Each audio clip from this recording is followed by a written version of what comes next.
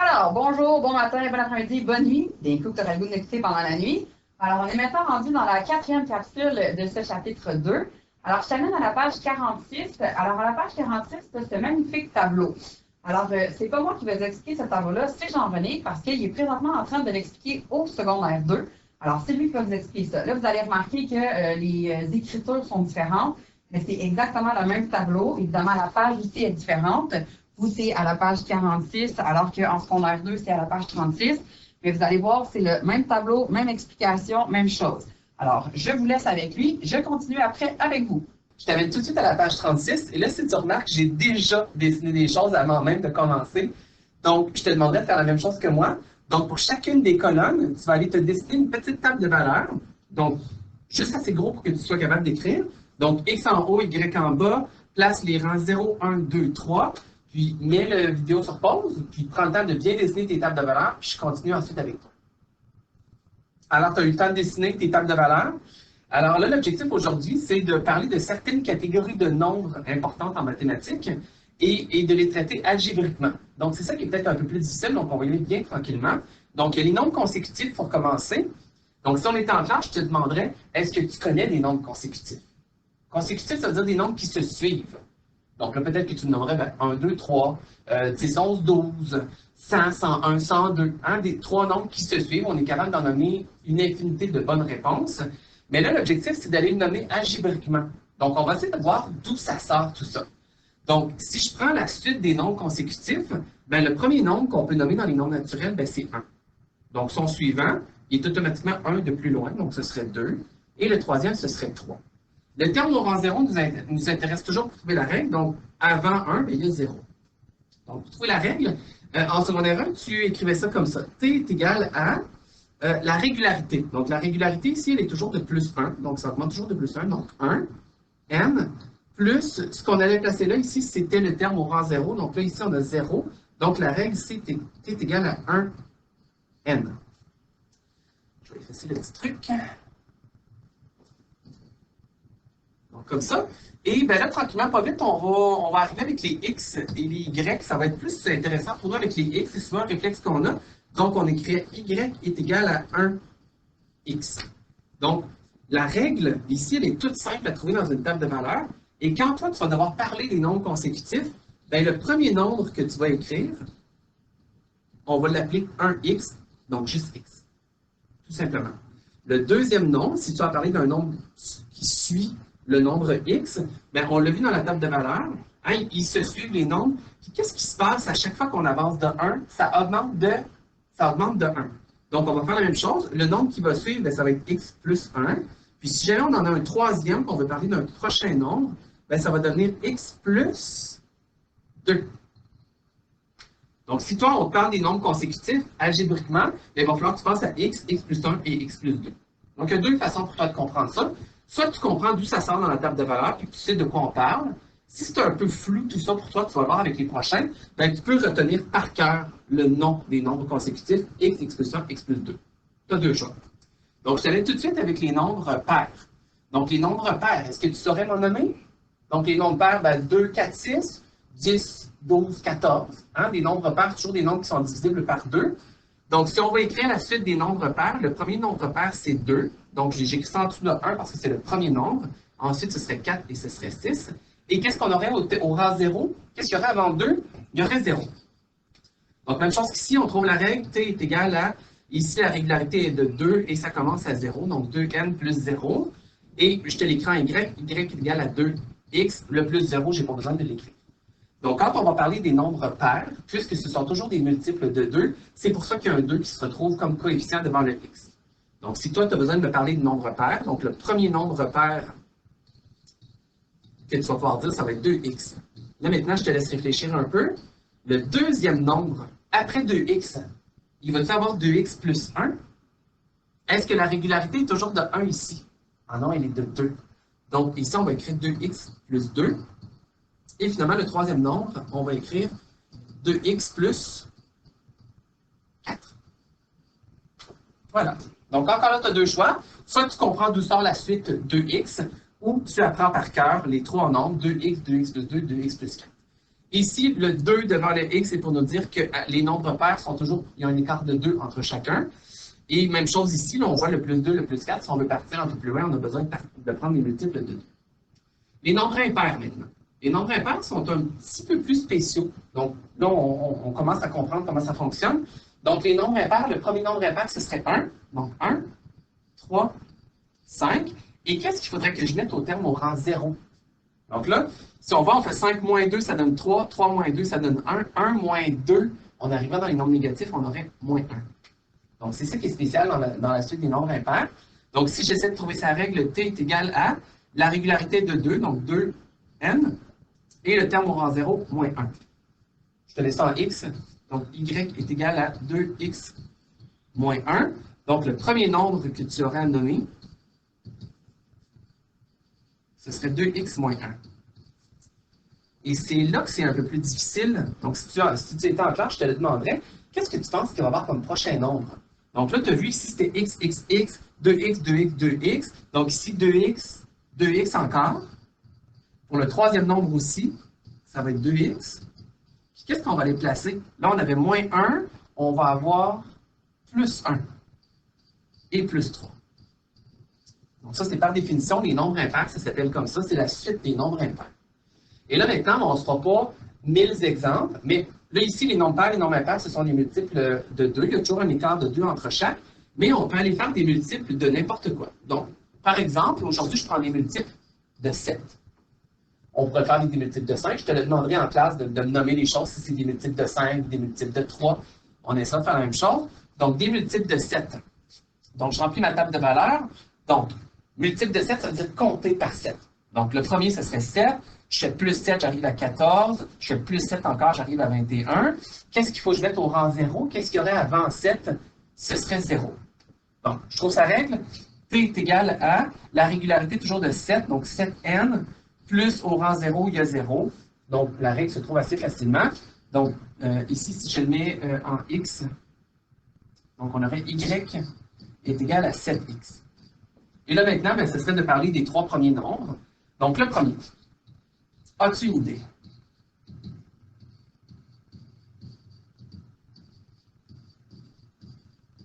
Donc là, on a dit que la règle était 7x. Tantôt, c'était 2x moins 1, il y a eu 2x. Si tu remarques que le premier, c'est toujours exactement le nom de la suite. Donc, on va mettre 7x. Et là, maintenant, est-ce que tu serais capable de me dire c'est quoi le prochain? Ce serait 7x plus 7. Parce qu'il y a un écart de 7 entre chaque nombre, donc 7x plus 7. Et on aurait 7x plus 14. Donc là, ici, c'est un exemple. On peut te demander les multiples de n'importe quoi. On aura besoin de ça tantôt dans un des prochains numéros qu'on va faire. Donc, prends le temps de finir d'écrire tout ça si tu allais un peu vite pour toi. Mets sur pause. Parfait. Hey, c'est une très belle crosse, là. J'adore ça.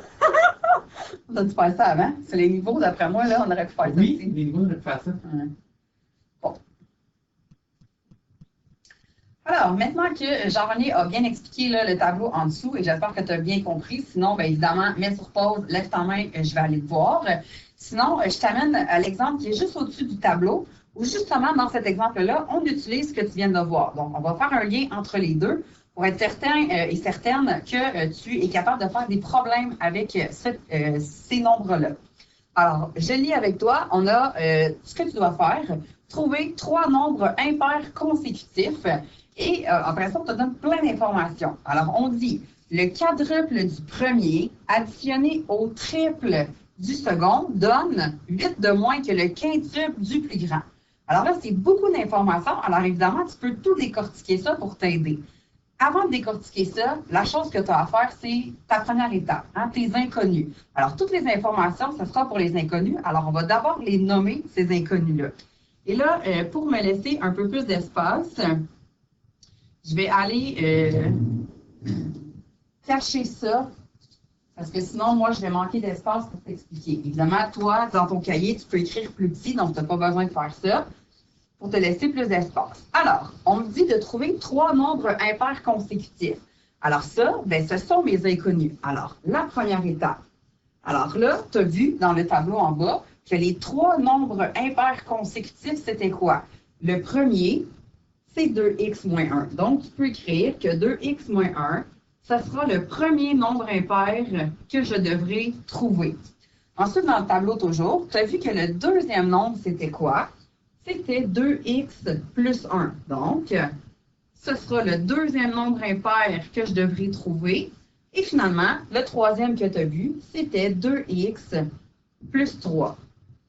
Alors ça, ce sont les trois nombres impairs que je devrais trouver. Et là, une fois que j'ai nommé mes inconnus, là, je vais aller décortiquer tout ce qu'ils m'ont raconté en haut. Moi, je trouve ça plus facile de le faire petit morceau par petit morceau. Alors, le premier, on me dit de faire le quadruple du premier. Le quadruple, ça, je te rappelle que c'est quand on multiplie par 4. Donc, il faut que je prenne le premier nombre impair, et il faut que j'aille le multiplier par 4. Alors, 4 fois le premier nombre impair. Donc, ça, c'est la première partie de l'information qu'on me dit. Ensuite, on me dit additionner. Donc, déjà, je sais que je devrais mettre une addition. J'additionne quoi? J'additionne le triple du second. Donc, je dois faire triple, c'est 3 fois. Alors, je dois multiplier par 3 le second, donc le deuxième nombre impair. Alors, c'est celui-là que je devrais multiplier par 3. Ensuite, je continue. Et on me dit que ça donne. Alors, ça, c'est le mot qui est un synonyme de quoi? Ben, c'est un synonyme du égal. Donc, c'est à ce moment-là de mon équation que je mets le égal. Et là, je termine les informations qu'on me donne. C'est 8 de moins que le quintuple du plus grand. Alors, le plus grand, évidemment, c'est le troisième. Et là, avec le troisième, qu'est-ce qu'il faut que je fasse? Il faut que je fasse le quintuple. Quintuple, ça veut dire quoi? Ça veut dire multiplier par 5. Alors, il faut que je fasse le quintuple du troisième. Mais là, attention, c'est pas juste le quintuple. Il fallait que je fasse 8 de moins que ça. Alors, il faut que j'enlève 8 quand j'aurai fait le calcul du quintuple du plus grand nombre. Alors, ça, c'est mon équation. Tu vas voir, elle est très longue. Mais est-ce qu'elle est très compliquée? Pas tant que ça, hein?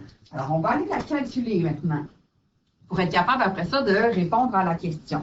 Alors, troisième étape, tu réécris cette équation-là, puis on va aller la calculer.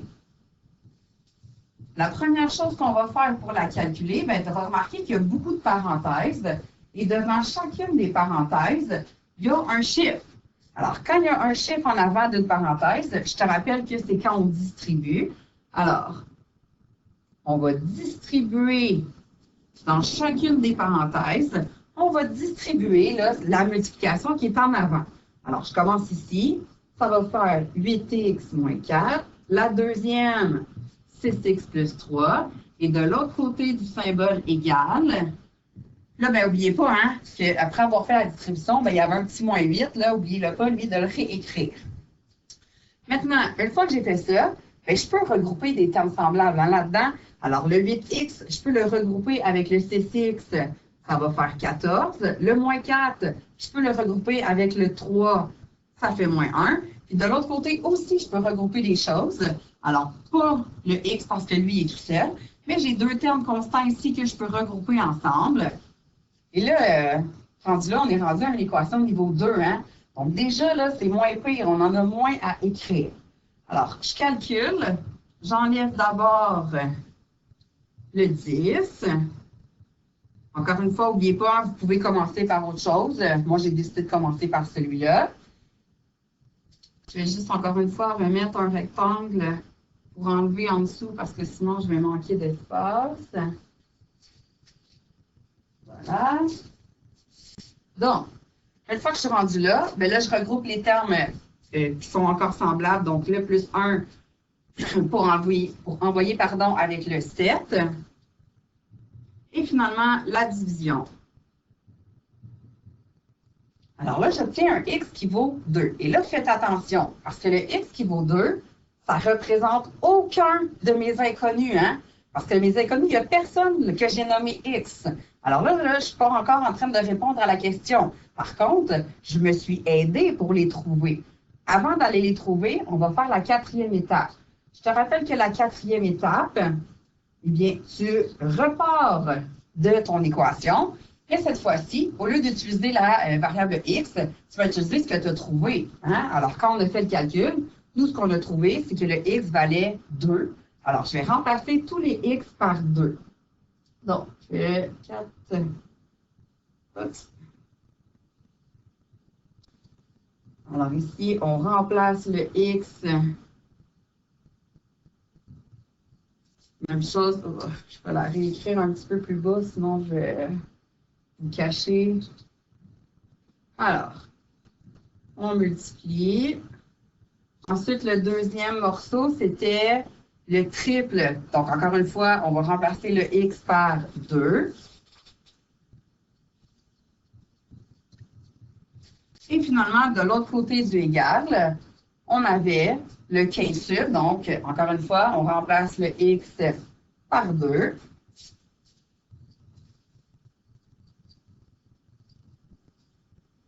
Et là, ben, je calcule. Et là, ben, toi, si tu as ta calculatrice, tant mieux. Tu peux calculer ça d'un morceau si tu es capable. Sinon, ben, tu peux le faire aussi dans ta tête, hein, petit morceau par petit morceau. C'est comme tu veux. Alors, si je le fais, 4 fois 2, 2 fois 2, pardon, ça fait 4. 4 moins 1, ça fait 3. Puis 3 fois 4, ça fait 12. Ensuite, ici, 2 fois 2, ça fait 4. Plus 1, ça fait 5. Et on multiplie par 3, ça fait 15. Je m'en vais de l'autre côté. 2 fois 2, ça fait 4. Plus 3, ça fait 7. Si je multiplie, ça fait 35. Puis, n'oubliez pas, il y a le moins 8 qui était après. Là, je calcule. 12 plus 15, ça fait 27. Puis 35 moins 8, ça fait 27. Qu'est-ce que je conclus? C'est que le x que j'ai trouvé, 2, et c'est la bonne réponse parce que j'obtiens exactement le même nombre de chaque côté. Maintenant, l'étape 5. Qu'est-ce qu'on fait déjà à cette étape-là? Je vais enlever un petit peu. Alors, qu'est-ce qu'on fait à l'étape 5? Bien là, c'est le moment où on reprend nos inconnus pour aller trouver la valeur de chacun. Donc, je veux enlever l'algèbre et je veux savoir en vrai nombre combien est-ce que ça donne. Et là, moi, je le fais sous forme de tableau parce que je trouve ça plus clair. Est-ce que toi, tu es obligé de le faire sous forme de tableau? Bien sûr que non. Mais l'important, c'est qu'assure-toi que ta structure, elle est claire. Pour que quand on te corrige à l'examen, on soit capable de retrouver tes affaires facilement. Alors, ici, ce sera le premier nombre impair. Ici, ce sera le deuxième. Et finalement, ben, le troisième. Alors, le premier nombre impair, on avait dit que c'était 2x moins 1. Donc, j'écris 2x moins 1.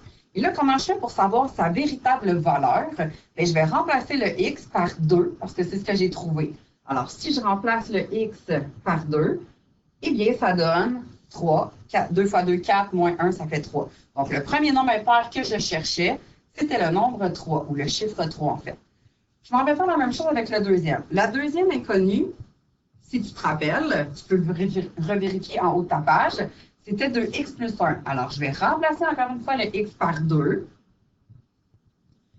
pour aller trouver quel est le véritable nombre. Alors, calcule ça. Ça fait 5. Et là, ben, n'oublie pas que je cherchais des nombres consécutifs. Hein? Alors, est-ce que c'est vrai que le nombre impair 3, ensuite, c'est 5? Bien, 3, 5, ça a de l'allure, hein? Ça se suit. Alors, pour le moment, je suis bien partie. Je m'en vais trouver le dernier. Alors, le dernier, on avait nommé 2x plus 3. Alors, je remplace encore le x et je calcule. Alors, est-ce que ça fonctionne 3, 5 et 7? Est-ce que c'est vrai que ce sont 3 nombres impairs qui se suivent? Oui, hein? Alors, on a trouvé notre réponse. La seule chose qui nous reste à faire, c'est d'aller écrire justement la réponse. Là, si tu ne te souviens pas de la question, tu peux aller relire comme il faut. On te demandait de trouver 3 nombres impairs consécutifs. Alors là, moi, dans ma réponse, qu'est-ce que je devrais dire? Bien, les 3 nombres impairs consécutifs. Et qu'est-ce que j'ai trouvé? J'ai trouvé que c'est 3, 5 et 7.